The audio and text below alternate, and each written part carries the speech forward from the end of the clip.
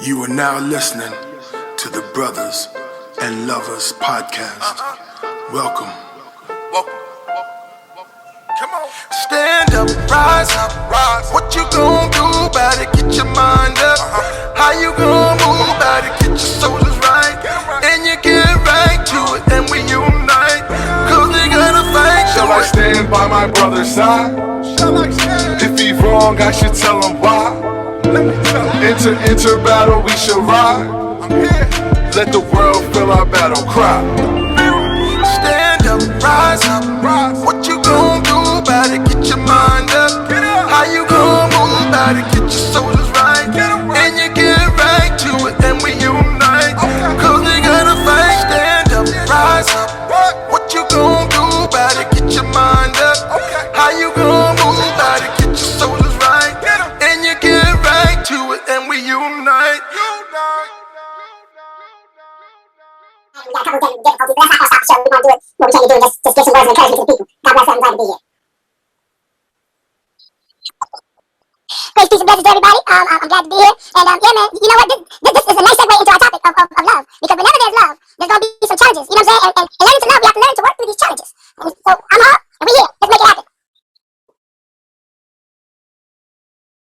We ever really considered those types of love and what they look like. You understand? So my question to you, my brothers, how many types of love are there? And if you know the number, can you name them?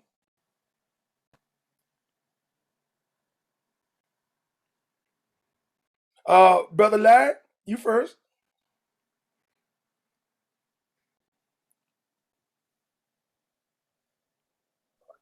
I'm sorry, gentlemen. I'm here. So I got the question. I do not know the answer to how many types of love there are, but I am intrigued to find out. From my understanding, just in the midst of I would say my innocent ignorance. Although there are many types of love, I'm sure that you are going to bring it home tonight to let us know ultimately that it all derives from one main love. So I'm gonna let you take it from there, Brother Harv. Brother Harv, I'll take a stab. Come on, Brother Ron. Are we talking about agape? Maybe Okay. is that right? That's right. That's good. And then eros. Okay. Okay. So I'm gonna give you those two. Okay. All right. But well, you know what? And I'm gonna get back to you on that because I'm glad you said that. All right, come on, Brother Dimo, what you got for me? Man, all I know is what Mary said. Real love. That's all I know. Real love. That's what Mary said. Okay. Off City, what you got for me, brother? Oh my goodness. The love. I think. Well, I know it's probably more, but the loves I know about is self-love and love for your fellow man type of thing, like that. Okay. Now that's good. That's good. So now I'm gonna go through these 8 types of love, and the reason why I'm doing this is gonna bring us into the next point. Okay. So yes, Brother Ron, you said agape, but what kind of love is agape love? You know, my understanding is that if I'm, things are tending to run together, but I thought that was more of that spiritual, unconditional, more something like that. That unconditional, like the love that Christ had for the church and things of that nature. Okay. Bad. You right on it, baby. You right on it. Damo said he don't know real love, so we gonna skip it right now. And Off City, what you got, brother? What you got? Now, Ron said eros. Do you know what eros love is? Basically the love of Christ. I was hearing. I heard that was right. No, that was agape. No? That was agape. Agape. Oh, yeah. Okay. About eros love. Love. See, I don't know the names. No, then I don't. I probably do. I probably said it, but I don't know. I don't know. That's fine. Like I said, I just give you my definitions. Like I said, I know when you love yourself and when you love other people. Like those are 2 loves I know. Like that's I don't know what they call, but those is loves. Okay, well, your agape love is that unconditional love where you love other people, but there are different types of love that do that. But that's definitely one of them. And self love There's another name for that self-love, and it's called it's almost like a fellatio, but it's Philacia kind of love, which is self-love. So that's the Greek term for it, fellatio, but not fellatio, not fellatio, fellatio. All right. So now I'm going to name those loves, the 8 loves. There are 8 loves, and there's agape, which is unconditional love, eros, which is a romantic love, a philia, which is an affectionate love. Then you have philacia, which is a self-love. Then you have storge, which is familiar love. Then pragma, which is enduring love. And then ludus, which is a playful love. And then you have mania, which is an obsessive love. Now, now I'm getting this information. There's a website called lifehack.org, and you can go on there and you can type in, learn the different types of love, and you can go into detail. But now the reason why I'm saying that, because today, one of the types of love that we're going to discuss is that, well, we're going to talk about several different loves, but that philacia love, the love that D talked about, that self-love. What is self-love? I could take a stab at that since I did bring it up. Go ahead. Now, how I look at self-love is when you love yourself and you want the best for yourself, meaning like you don't want to get hurt, and if you know something's hurting you, you'll leave it or you'll put it aside or something like that. Like, you know what I mean? Like you love yourself enough not to hurt yourself and let somebody hurt you. If it makes sense. So right, okay. Go ahead. Anybody else? Go ahead, Damo. I look at it as like self-love, like if you are able to look in the mirror, appreciate the person you see, respect, honor, and admire, and be proud of the person you see in the mirror, that's self-love right there. That, in my opinion. Okay. Brother Ron? I'm just sitting here thinking, I really tend to agree with what Damo said, be honest with you. But because I think you can still have self-love, but sometimes you will do things that hurt yourself because you love other folks, other things. And so to me, it's almost like a conflict. If you love yourself, do you do things that's going to hurt you? And I think sometimes it depends on the love that you have for something else. I mean, for instance, does it mean that you don't love yourself if you see a child getting ready to get hit by a car and you throw yourself out there and save that child or save someone else? You certainly love yourself, but then there's other loves. There are other things that tend to come in there. So that's why I think when you say self-love, to me, I agree with Damo says, it's kind of like more of a feeling, a respect that you have for yourself, opposed to just not putting yourself in harm's way. Okay. It's so funny. Brother Ladd, would you like to take a stab at that? I think that everything that has been said collaboratively all falls under that umbrella of what self-love is. I look at self-love to be more of an awareness, to be aware of oneself. When you are aware of what you will sacrifice, what you won't, when you're aware of who you are when you look in the mirror, when you're aware of the cost of some of your actions, whether for better or for worse, when you're aware of who you are naturally, like if you know that when you do things like the example you gave, Brother Ron, to jump in front of a vehicle to save a life, whose ever life that might be, but just to be so compelled and convicted in that moment to know that although this life isn't mine, God gave me life and he also gave that person life, but I'm in a position in that moment to feel convicted and compelled to save that person. Is that the lack of love for me or the lack of love for mankind, or the abundance of love, I should say, for mankind, for my brother or for my sister, regardless of color or creed? So I think that self-love it derives from an awareness of knowing who you are. Okay. And that's just my take. Okay. Brother Damo, did we talk with you already? No, come on. Come with me. Yeah, I had said that it's when you look in the mirror, that's how you know if you have self-love. Like when I wake up in the morning and I look in the mirror, brush my teeth, wash my face, I look in the mirror, I'm proud of who I see, of things I've done and the things I'm gonna do. Might not be proud of stuff that happened in the past, but I'm proud of who I see. I smile at myself. Self. I respect that. And here's the definition of self love: an appreciation of one's own worth or value, a proper regard for attention to one's own happiness or well being. And I'm gonna leave it there. There's another one, but that part of that is not healthy, because then you get to that part of self love when you overdo it. I think that it becomes narcissism. So now you understand what I'm saying? So it's important that we differentiate self love and narcissism. Now why is this important? It's important is because as black men, statistics have it, and I have to go to these statistics for a second.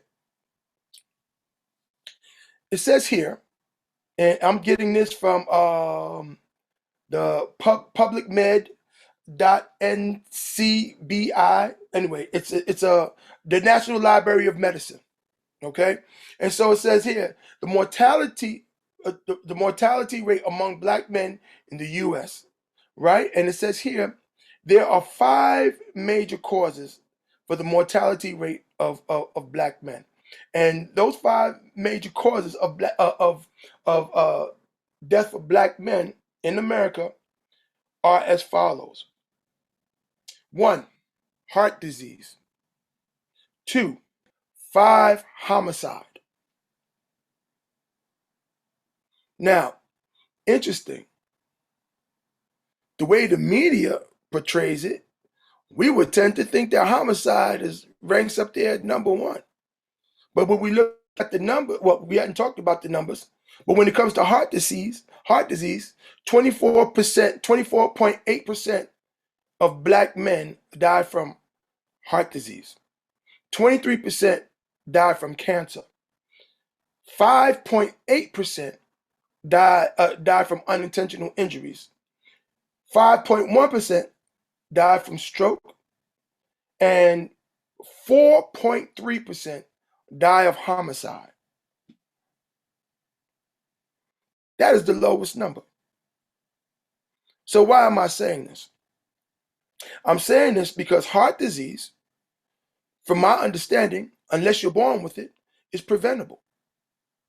Cancer, unless you're born with it, is also preventable. Now, here's the other thing.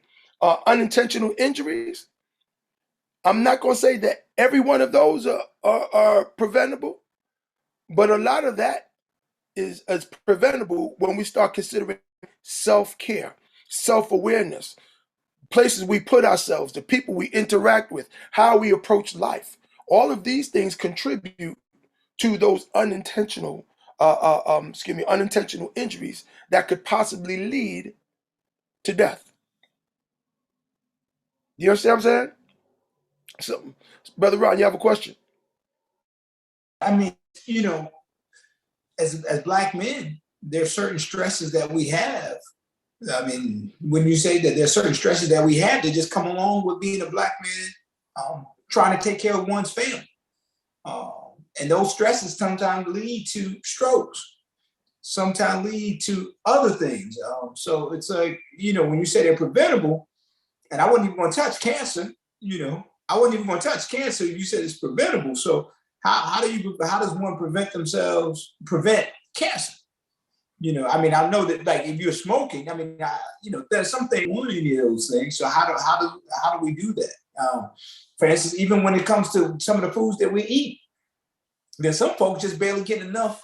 They got to buy what they can to feed their family. You got a family of 7. It's hard to eating healthy is expensive. So, would you say it's kind of I don't know, just a conspiracy or what? Okay. Anybody else want to add? Because I'm gonna answer that question, Brother Ron. Anybody else? I do want to touch that. So to piggyback off what Brother Ron said, Brother Ron, you must have been in my brain sitting there taking residence, so I'm gonna charge you rent just for that time, for that thought that you just put out there. So just to pick the low number is homicide, and how we would assume that the majority of us die from homicide. Well, where would that assumption derive from? Where do we see it? Where is it imposed? Where is it imposed on us to believe it? Where is it perpetuated the most?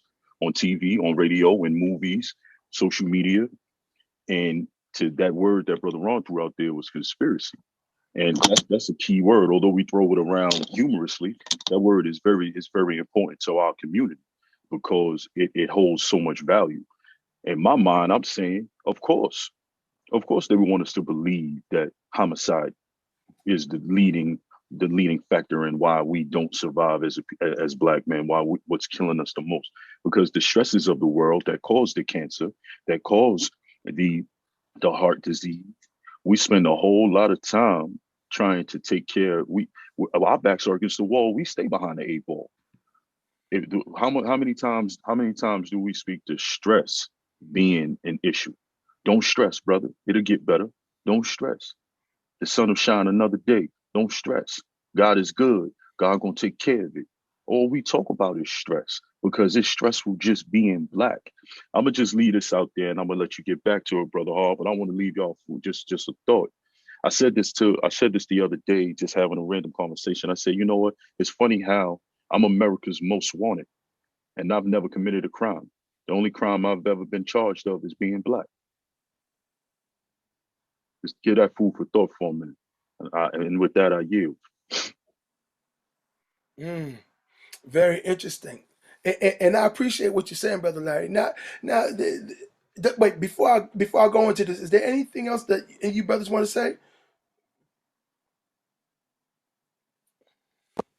I'm really enjoying the conversation. I'm taking in the knowledge that I'm hearing from you older gentlemen. So I'm just sitting back, just observing and listening. Okay.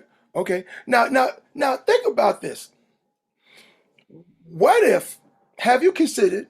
What if the perception of being a Black man, when I say a perception, what if our own perception of being a Black man is actually worse than being a Black man? Meaning, what if the self-talk? What if our self-talk is so geared toward what's wrong that we don't focus on what's right? And because we don't focus on what's right, is it possible that we create this self-defeating conversation within our minds, which does not allow us to advance to where we possibly can, all because we have this perception that the world is against us? Now, don't get me wrong. I'm not saying that there are no booby traps. I'm not saying that there are no concerted efforts to dismantle us. But in the same sense, I believe that there's psychological slavery in play amongst us as individuals, amongst us as a community, to degrade our life's experience. For example, how many strong Black folks do we know? I'm gonna use Black men because we talk about Black men. How many strong Black men do we know? Natural strong Black men do we know that we trust to lead our communities? And I'm gonna leave it right there. Somebody answer for me. I'll take that one. I know a couple, but that's just how I was growing up, though. Like, I grew up in a strong family, like, so most of the men in my family are strong-willed and strong-minded to lead. So that's just like I said, how I come from. Go ahead, Larry. Brother Larry, got your hand. I was actually going to comment before that question was posed, but I'll answer that question. I'm going to say, and I can't speak for everyone. I'll just speak for myself. I'm going to say I don't know many, and if they exist, for whatever reason, they're standing in the background. They more or less watching from behind to see maybe someone else will step up so that they can kind of get in line with it and move their way to the front. I don't necessarily believe that they don't exist.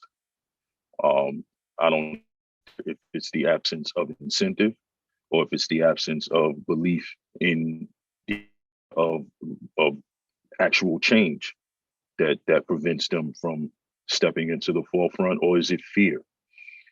I did want to comment real briefly on what you said prior to that, Brother Hall, which was, are we self-defeating? Are we talking ourselves out the game for the most part? And the only example that I could give is my son, my 4-year-old son. I'm teaching him how to write his name. And when he gets to a letter that's too hard, immediately it's, I don't know how. And I've watched him do it 3 times, 4 times. We can go back to how many times he's done it correctly. And the minute he gets to a moment where somewhere in his ability he feels uncomfortable or doubtful, it's no longer I'm good, I'm doing well, it's I can't do it. And it's my job to reiterate to him that there's nothing he can't do. I say that to say that there is more power in our words than we know. Our Bible speaks to the power being in the tongue, sharper than any two-edged sword, and also the most untamable. For the size that it is the only thing that's untamed is our mouth, because what we say naturally is what we become, is naturally what we believe. And if you speak it long enough, you will become everything that you utter out of your mouth. So in that regard, I do believe that you are correct. But I will challenge you to think of this when you go with that thought that what we say defeats us. We also speak only to what is available, only to what we know. We speak to what has been. We don't forecast what it is that what we see to be possible, because we're so jaded by the abundance of what has been. There's more of what has been to hold us down than there has been to propel us forward. Now, that's not, it sounds more or less as an excuse, because that's exactly what it is. Because when we speak to the strength of our community and we speak to the strength of a Black man, there should be no excuse. But that's what this platform is for, because it's not enough of this. And it's not enough of what you asked in reference to where are the leaders. And with that, I yield. Go ahead, Brother Damo. I want to discuss that, Brother Hall, if I can. I like your question. You said, your question as far as the number of men that we would trust to lead. And my question to you is, should there be a large number? And because I don't think there should be a large number of men that we trust to lead. I think that's part of the problem. We've been trusted leadership to people who should not be leading anything. And that's a lot of times because we make our decisions on things that should not even factor into the equation. And what I'm thinking about is, think about how we've elected people all our lives. When we were in middle school or high school, college, wherever you may be, or an organization. Sometimes when we were younger, we elected people to be the class president because they could play ball. They were a good dresser. She was pretty. He was handsome. So we selected these people to lead, not based on their leadership ability, not based on their platform, and now, we may not elect someone because they're attractive, but a lot of times we elect people because they're well-spoken. We elect people for a lot of different reasons to lead when they haven't demonstrated that they have the ability. So, it's one thing to teach people you should be willing to step up, but it's another thing to recognize that maybe just because they're willing to step up, maybe we shouldn't put that authority or that trust in them to take us to where we need to be. I'm so glad you said that, Brother Ron. Now, I want you to consider this. Oh, Damo, you have something to say first? Go ahead. Let's say your thing. Like you said, like the men that we look to lead the community. I mean, can we really look at men that lead the community nowadays? I'm talking from my generation. Evolution done happened, generations done passed. Up to is dressing, acting, dancing, TikToking, Facebooking like us. So how much community leadership do they have that we can follow? That's where I'm coming. Off City. Go ahead, brother. I just have to piggyback off what Brother Ron said. Is basically we making wrong leaders. We putting people who shouldn't be in the leader role in the leader role. I say that all the time. What can I, that's just basically how I feel. But we do have people that actually can lead and should lead, and I do feel how society set it up. We look at those people as like the outsiders or the corny or the that type of stuff. But those are the people who actually should lead because they have more knowledge about the massive. And then instead of just a person, because we're putting people in leaderships who just think about themselves or think about just their little, you know what I mean? Like their little group. And there's nothing wrong with thinking about your little group. But if we're thinking about something to get all of us feeling like as a group of people at a certain level to maneuver in this world, like you have to think a little bit outside just, okay, it's just not just about me and my people. It's about me and my people. Like, you know what I mean? So, and like I said, we put people in that position who really don't care. They all, 9 or 10, they're all about a bag nowadays. So they're doing whatever they do, gotta say and do to get a bag. And I'm so glad you said that. Because now, the reason why I'm saying that is because I want you to think about this. Hey, Brother Hall, can I stop you 1 second? I'm sorry to cut you. Brother Lad, go ahead. Just I'm listening to everything that everyone has said. And so I just wanted to propose a question, if I may.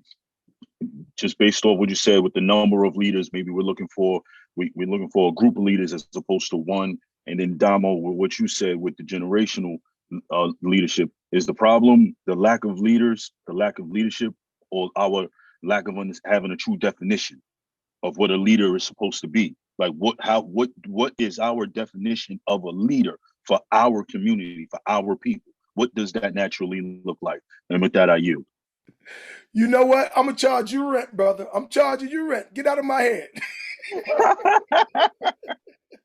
But that's the whole that was gonna be my question. My question is it that we are putting these leaders in place, or is it that we have been programmed to put a certain type of mentality in place? See, because it's important. It's important that we understand this.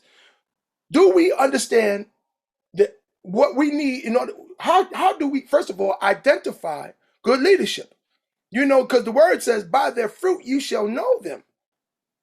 So what are we looking for? Because and this goes back to the programming that we talked about in regard to self-talk.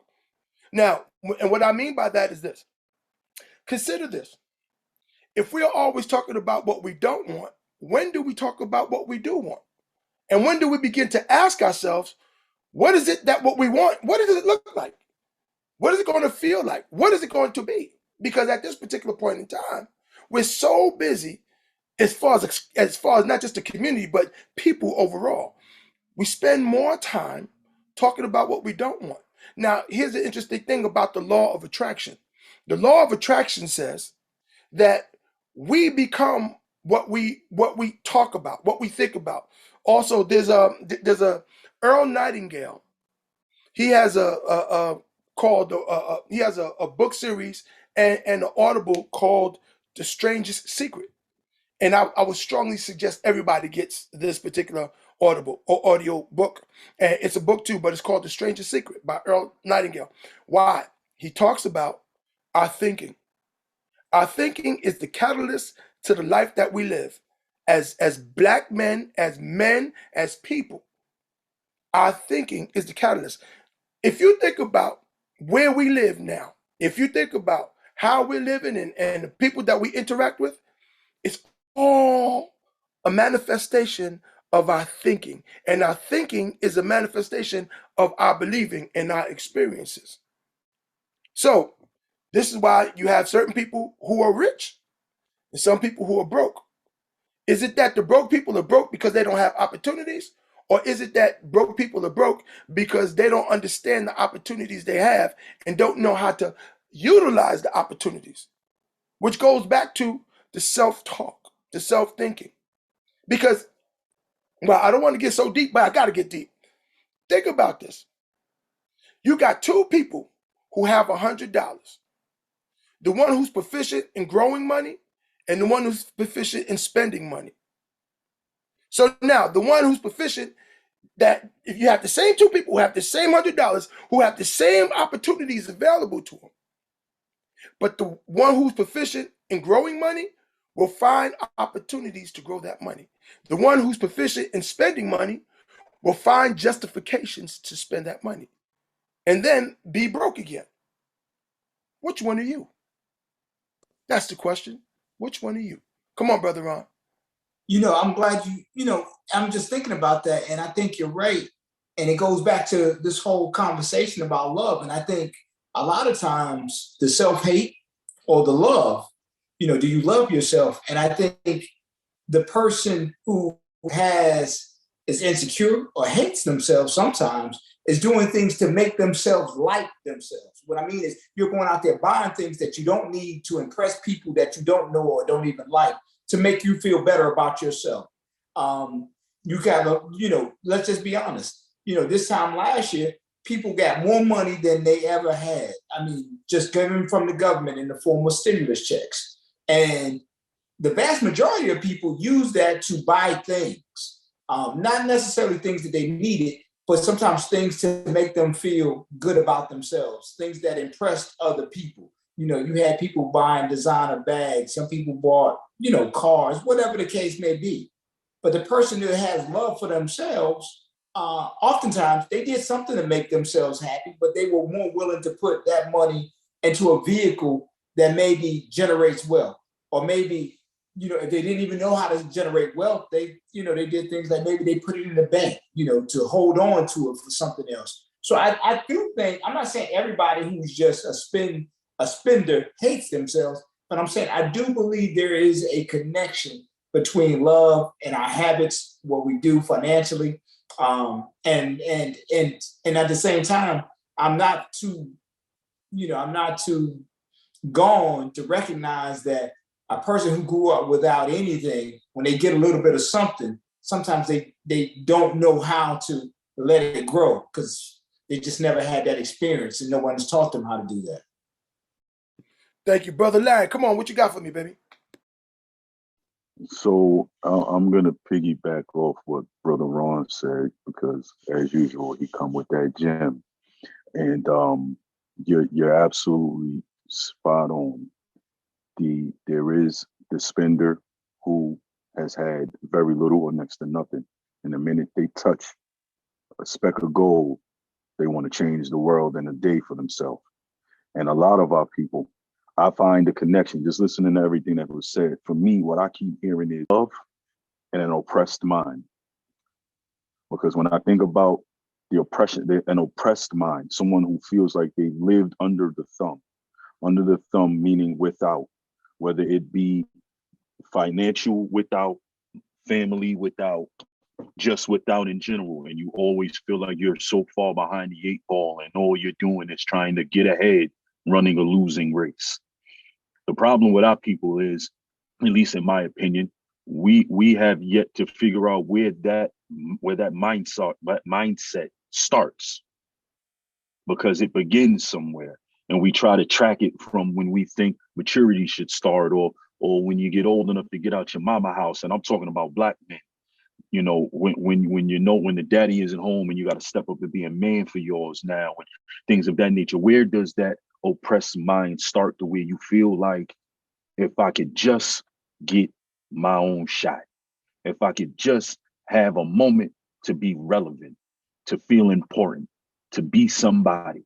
Because thinking about what Damo said, and Damo, you don't even know how much of a godsend you are to this platform, because of your insight and your youth and your presence. I think about you, and I think about all the things that you say, and you speak from your heart in reference to your era and your generation. And that generation is so key and so poignant to what it is that we're speaking to, because it's from that generation that we as the older guys can look back and say, well, where does the brokenness begin? Where the self-love is absent, because we now have young Black men who are raising young black men, and the young black men who are doing the raising are broken. And they are the ones who want to be liked, and they want to be loved, and they want to be feared, and they want to be respected, and they want to be strong for everything that they see that represents weakness. They want to be the opposite. But there is a disconnect. And the disconnect is back to what you said, Brother Harv. There's the man who has $100 who knows how to make that $100 work and reciprocate into his account every chance he gets so that he's never broke. And then there's the man who has $100 and all he understands is tomorrow ain't promised. So while I got it, I want to live it like it's my last. I'll pose this question to all you brothers and to whoever who's out there listening. Is it the broken mind of the person who's spending $100 like it's their last? Is it the sense of security and confidence in the one who knows that they can flip the $100 to make it more? Or is the bridge that's never built between the two of them so that one could show the other, hey man, I see where you at with wanting to spend it like it's your last, but just because tomorrow ain't promised, that doesn't mean that you got to live like God won't give you tomorrow. Let me show you how to make this work for you. And with that, I yield. Come on, Brother Damo, what you got? What you got? I'm the brother in the middle. You know what I'm saying? I'm gonna spend that $100. I'm gonna spend $50 out of that 100. You know what I'm saying? I'm gonna buy me a nice hat. You know what I'm saying? Some white tees or something. I'm gonna get right. That $50. But that other $50, see, my generation, we will put that to the game. We're gonna put that to something that's gonna bring back, that's gonna generate more income for me. Whether it's Ubering, whether it's DoorDash, whether it's drugs, whatever it is. You know what I'm saying? I'm gonna find a way to make more money with just $50, $20, $10. You can always generate more. So I'm stuck in the middle. Cause I do that every paycheck. I spend it like I ain't gonna work, I ain't gonna get paid next week. Or I ain't gonna get my public assistance on Monday or Tuesday or something like that. I spend it because I'm stuck in the middle. I was never taught, I think it falls into the fathers missing in the home, that's the leaders that we look up to, the mothers, the parents in the house. That's our leaders, not the community leaders, not the people in the projects or down the block from us. It starts in the house. Our mother's our leader. When she's single, she's working 3 jobs, 4 jobs, coming home, cooking, cleaning, do this and the third. The father's the leader when he comes home from work and still have time for the kids, teach us how to play basketball, fight, football, and things like that. But that's what's missing. The father. I've seen this interview with the gentleman said that the government took the father out the house, and that's what made it hard for black men to succeed. Is because we be taken out the house with the leadership. That's why with young kings fall negative activities and follow negative people and things of that nature. So that's why I'm at with everything right now. I love you, Damo. Come on, off City, what you got for me, brother? Thanks, King. Hell yes, I love all y'all. Yes. What can I say? Like Damo was saying, we're missing a lot. I understand it's just my belief. I believe we're missing a lot because we don't have fathers. Fathers teach you how to love. Fathers teach you what true love is. Because a father tells you what it is, and he just wants you to be the best you can be. You know what I mean? Like, hey, that's messed up. You got to do better with that. You should do this and do that. But he's instilling everything he possibly can to make at least this is what I was always told. My father loves me so much that he wants me to be better than him in every aspect. He wants me to be a better man than he thought he can be. You know what I mean? So that's just genuine love. And that's what I do feel as a people we do miss, just genuine love for a person that you just want to see them do great. It's not even, I just want to get you, okay, no, I want to see you soar. I want to see you be the biggest whatever you do possible. And but that's just what I'm saying. We're missing that love. And that love is I don't know where it went. I can't say exactly where it went, but that's that love that we, as a whole, we don't have. And with that, are you? I'm so glad you gentlemen spoke. And I'm going because I'm gonna tie this in. I'm gonna tie this in. And the reason why I'm gonna tie this in, because I'm gonna go back. Yo, Damo, I'm coming for you, but I'm not coming for you. Okay, so okay. So now I want you to think about this. On several of our shows, I've heard Damo say, "Yo, I ain't mess with the OGs. They don't know what they be talking about." Right? Have you said that, Damo? Now here's the interesting thing. If the programming is not to listen to the elders who have successfully navigated, how could you possibly really learn if you're not open to the teachings that the brothers have to offer? That's number one. Number two, when it comes down to the fathers in the community, as a people, us as a people, we have always been uniquely different. It was our folklore that came to, it takes a village to raise a child. Now, what does that mean?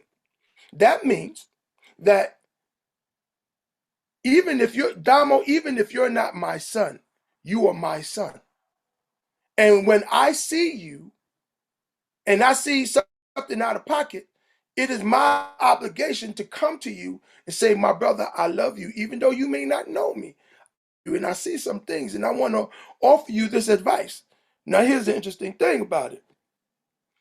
If the media portrays this thing where when the young brother hears a mature brother speak, if the young brother is not in tune to it, he's going to not only discredit the information that he was just given, but also he's going to be disrespectful to the person that gave it to him. Now, here's the interesting thing. The objective of the enemy is to confuse. How do you confuse? By cutting off the head, the leader. Now, the reason why I asked this question before about how do we identify leaders? So if we understand that the leaders are the elders, and we understand that our youth are the forerunners to this race, then it becomes important. It becomes important that as leaders, we learn how to communicate with our young brothers, and it also becomes important that our young brothers are open to the idea of the communication and the possible guidance of the elders. Here's the interesting thing about this. What our young people don't realize is that as the elders, we have successfully navigated, even though it may not have been perfect, we have successfully navigated not only to the age, but to a place where you now, as young people, have the freedom of freedom. You have freedom.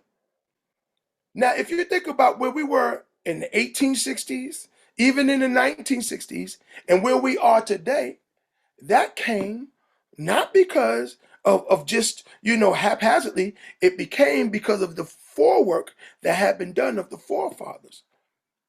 And now the trick of the enemy is to get you to believe that you already had what you had and it was never anything different. Now, why am I saying this? And I'm going to leave it there. I'm going to set it down. But why am I saying this? Because at the end of the day, we all have a responsibility to each other because we are the village. And as black men, if nobody's taking care of us, which that's okay, it's our responsibility to take care of each other. And so, Damo, it's my responsibility to love you, even when it's uncomfortable.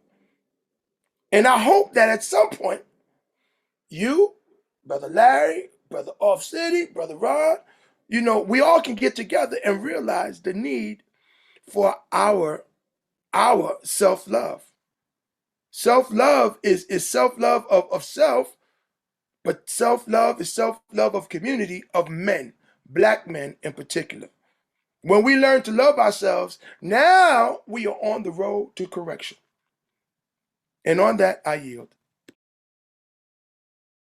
I want to say something, because I think a lot of times we talk too much. And what I'm saying is that we do need to lead, but we can't lead through talking.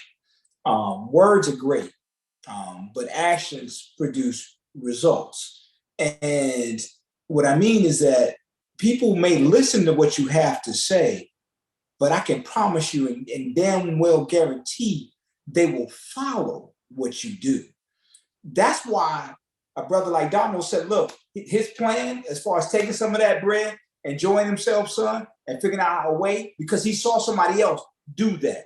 So whether it's positive or negative, we have to get to the real issue, which is we have to break these generational curses of doing foolishness and lead, not just talk, but lead. Will Smith in the news a lot lately, right? The last couple of weeks, but I wanted to just mention one thing he said in one of his movies, The Pursuit of Happiness. When he got his start, the line was, he saw a brother doing well. And he liked what he saw. And he went to the man and said, number one, what do you do and how can I do it? That's what I love from that movie. And I think that's what happens in life. Oftentimes we don't go up to a person and say, what do you do and how can I do it? But we see something and we see something that we want and we believe it's attainable. Now, as far as setting the bar of what's attainable or not, that's another thing that we have to really address. You know, that there's nothing that's not attainable. But when we see something that we believe is attainable, that's what we strive for.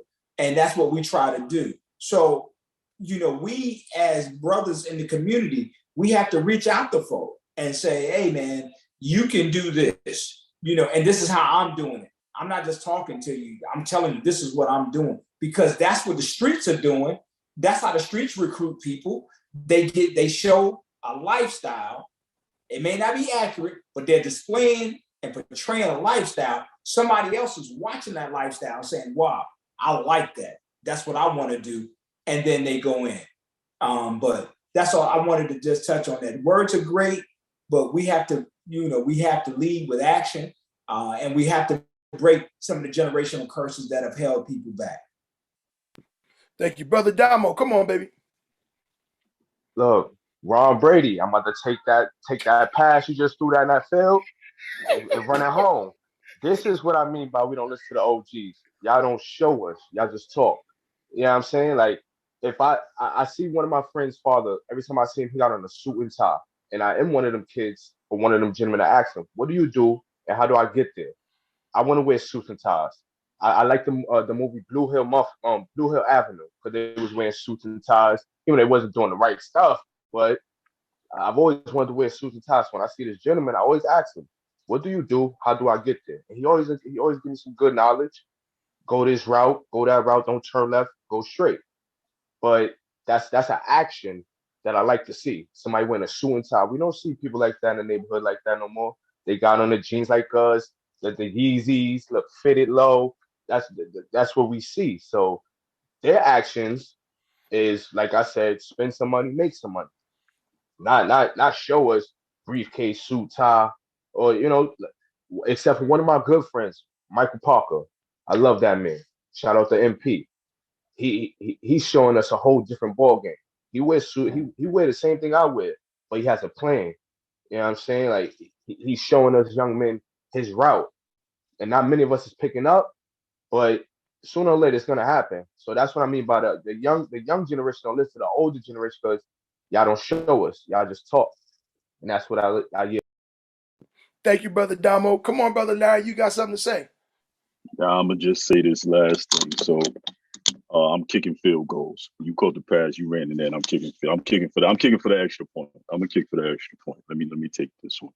So I want to know, when is the last time someone has actually even asked a Damo or anyone of his generation, what do you want? What does success look like for you? What does help look like for you? What does guidance look like? If I could give you anything, what would that be to get you to the next level from where you are right now, to propel your life on an upward direction? Because I'm listening and I understand to you, Brother Damo, I understand the suit and tie narrative. And to your point, Brother Ron, I understand that we talk a lot and we do less. But I also believe that we as men, we've allowed ego, we've allowed the narcissism, we've allowed pride to get in the way of maybe we just don't know. Maybe we just don't know. The OGs don't know, and the young brothers don't know. And nobody's willing to come to a table and say, now that I know that I don't know, and I know that you don't know, let's try to figure this out. What can I do? What are you willing to listen to? Because Brother Damo said something that was so important. He said, well, not everybody is falling in line with it, but we will. Well, that's the thing. We need you to fall in line with it, but we also need to be online with you. You can't create a path that we will not walk with you on. We are all trying to grow. We can't act as if we know better and we trying to put you on to some game so you can do better. That's what the young boys see. OG over here trying to put me on the game, but he's standing out here with me. When I go swipe my Metro card, he right behind me swiping his. So how you putting me on the game? When you punch your card in, you work at the same place I work at. So what you talking about, you putting me on the game? So you trying to live vicariously through me? No, that's not what's going to happen. So it's not about, if we remove the idea, because the media got the cars and the clothes and the girls and all that, they got that sold up. Rap game got that sold up. They already have that out there perpetuating it to our people.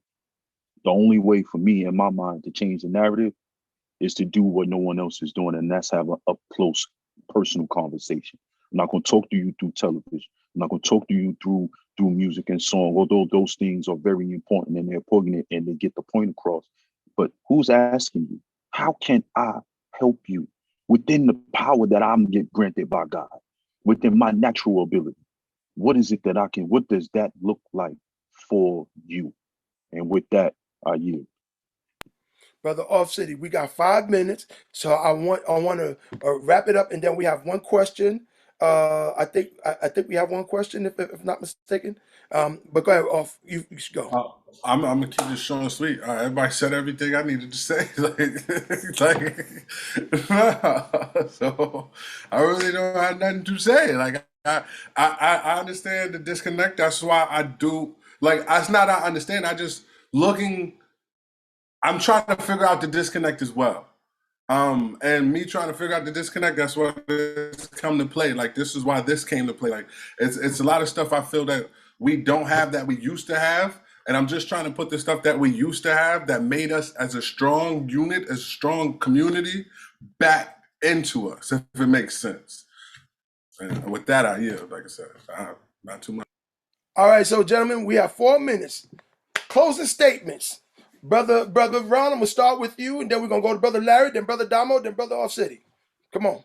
Thank you. Enjoyed it tonight. But I just want to say one thing that we can't forget is we can't act as though our experiences that we've gone through haven't played a role in our thoughts, our speech, and why we do what we do.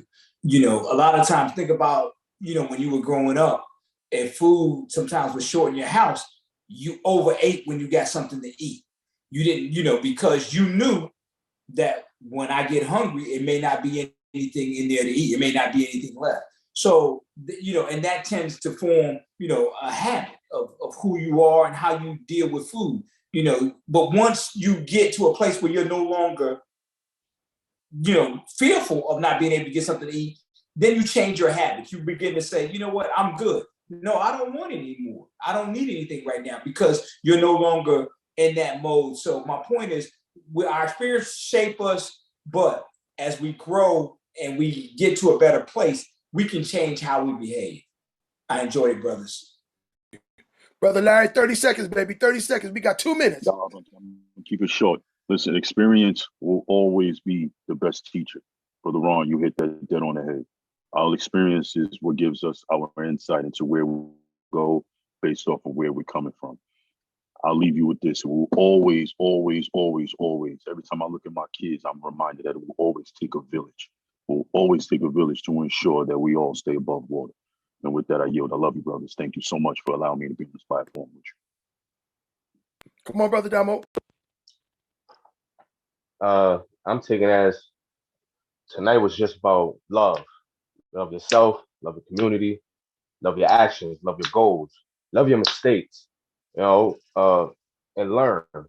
Like you OG said, we have to accept the knowledge in order to learn from the knowledge. And that's where I'm at with it. I love this conversation tonight. I love the topic. I love you brothers as brothers. And let's just keep doing it. Oh, City, what you got, baby? Oh, all right. Keep this sweet. Yes. On top of everything, everybody right on that. Love is deep. But keep open mind. That's one thing I'll say that I don't think anybody really say. I do like Damo said, love your flaws, love your mistakes. That is the key thing as well. You're gonna fall. Make sure you get back up. That's all I can say, because love is gonna fall. Love hurts. Love is not easy. Love is painful. But once you get through all of that, love is beautiful. That's all I can say. With that, I yield. And my closing arguments is we can't expect a perfect love from imperfect people. We have to extend grace and mercy to each other, because we all gonna fall short of the glory and the grace of God, and we all gonna fall short of life. But understanding that life is about evolution. We may fall right today, but that means we're gonna walk tomorrow, because that's how life works. And on that, I yield. And it's 8 o'clock. Sheila, I don't know if you still on. I think you still are. Would you like to say something before we leave out? Oh, I don't I'm know. sorry.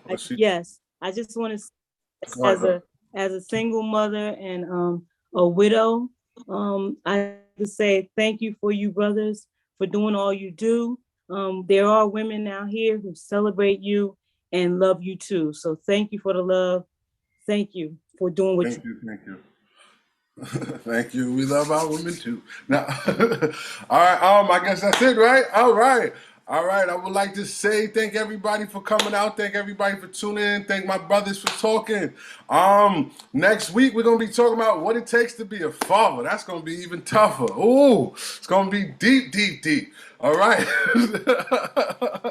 All right. Let's do a quick little shout out. So I want to give a shout out to the Father's View, the Tough Stuff Productions, to dang, Larry, what was it? I forgot the name. To my tongue, Larry, help me out. What's that? The name, the logo, the Life of Phoenix. Life of Phoenix. That's what it is. All right, Life of Phoenix, Star City Cleaning. I'm sorry, but everything. Y'all know my thing. Walk in love and live in your blessing. With that being said, have a good one.